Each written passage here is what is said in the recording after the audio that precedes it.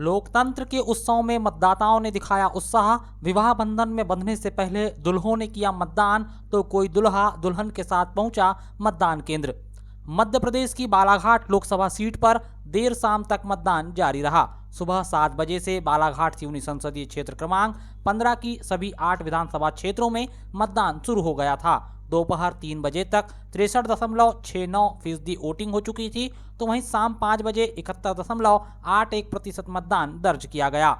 मतदान के लिए लोग सुबह से ही कतारों में लग गए थे। दोपहर में धूप अधिक होने के कारण मतदान केंद्रों में कुछ देर के लिए जरूर वीरानी छाई रही, लेकिन दिन ढलने के साथ ही एक बार फिर से मतदान केंद्रों में रौनक छा गई। लोकतंत्र के महापर्व में अपनी भागीदारी सुनिश्चित करने का उत्साह कुछ इस कदर मतदाताओं में नजर आया कि जिन मतदाताओं का आज विवाह होना था, उन मतदाताओं ने अपनी बारात निकालने से पहले मतदान केंद्र पहुंचकर मतदान किया। वहीं जो मतदाता दुल्हन लेकर अपने घर वापस आए, वह सीधे घर जाने से पहले वधू को लेकर मतदान केंद्र पहुंच गए। कटंगी तहसील के ग्राम नंदलेसरा में विकास कावरे, कमलेश पटले शादी करने के बाद सीधे घर जाने की बजाय अपनी पत्नी के साथ मतदान केंद्र पहुंचे। वहीं कटंगी शहर के वार्ड क्रमांक 6 का लव कुरवे बारात ले जाने से पहले मतदान केंद्र पहुंचा।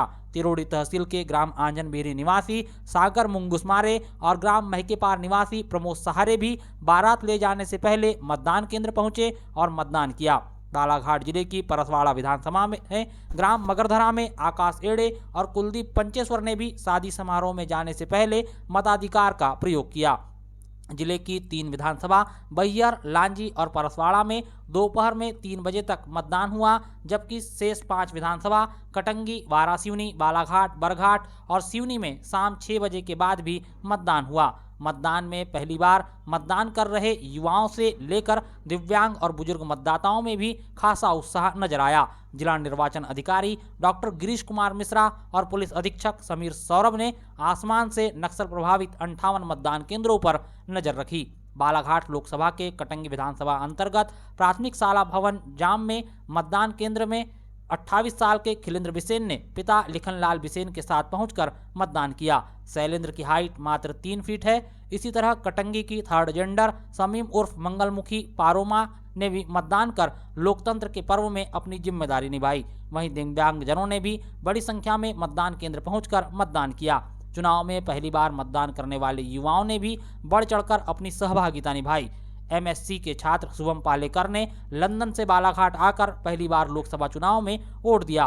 वह अपनी 84 साल की दादी बेला पालेवार और अन्य परिजनों के साथ मतदान केंद्र 215 पहुंचे और मतदान किया। बालाघाट जिले की बैहर विधानसभा के अति नक्सल प्रभावित ग्राम दुगलई से बहुत ही चौंकाने वाली और उत्साहित करने वाली खबर सामने आई। इस गांव में 100% मतदान हुआ। इस गांव में 80 मतदाता थे। विधानसभा चुनाव में इस बूथ में 99% मतदान हुआ था। वहीं लोकसभा चुनाव में इस गांव ने पुराने रिकॉर्ड को तोड़कर 100% मतदान किया। बालाघाट विधानसभा के सोनेवानी मतदान केंद्र क्रमांक 53 पर 16 पुरुष और 26 महिला मतदाताओं ने अपने मतदान का उपयोग कर 100% मतदान में अपनी सहभागिता सुनिश्चित की। ये दोनों ही गांव मतदान की समाप्ति के निर्धारित समय से पूर्व 100% मतदान करने में सफल रहे। कुल मिलाकर कहा जाए तो बालाघाट जिले में छूट-मूट घटनाओं को अनदेखा कर पूरी तरह के शांतिप्रिय ढंग से मतदान संपन्न हुआ।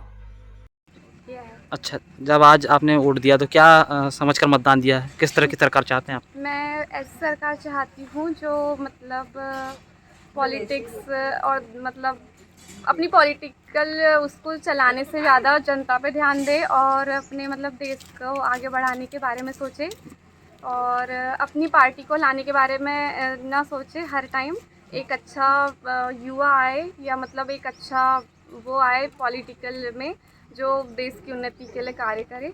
अच्छा, जैसे आप अभी युवा हैं तो युवाओं को रोजगार के लिए क्या क्या अवसर देखती हैं? सरकार से क्या अपेक्षा करती हैं आप? मैं यही चाहती हूँ कि जितनी भी सीटें खाली है वहाँ पे गवर्नमेंट नई मतलब भर्तियाँ निकाले और जितने भी युवा बेरोजगार है उनको रोजगार मिले। धन्यवाद। अच्छा रचना जी, आज आपने मतदान किया है, क्या सोच करके मतदान किया है इस बार आपने? इस बार सरकार बदलना है, बहुत महंगाई हो गई है। किस तरह? धर्म के नाम पे बहुत वो है। किस तरह से महंगाई देखती हैं? मतलब आपके चूल्हे चौके पर किस तरह का असर पड़ा है? ज़्यादा महंगाई हो गई है, बहुत ज़्यादा फर्क पड़ रहा है और जो धर्म के नाम पे राजनीति हो रही है वो बिल्कुल भी सही नहीं है। मतलब इससे हम बहुत परेशान हैं।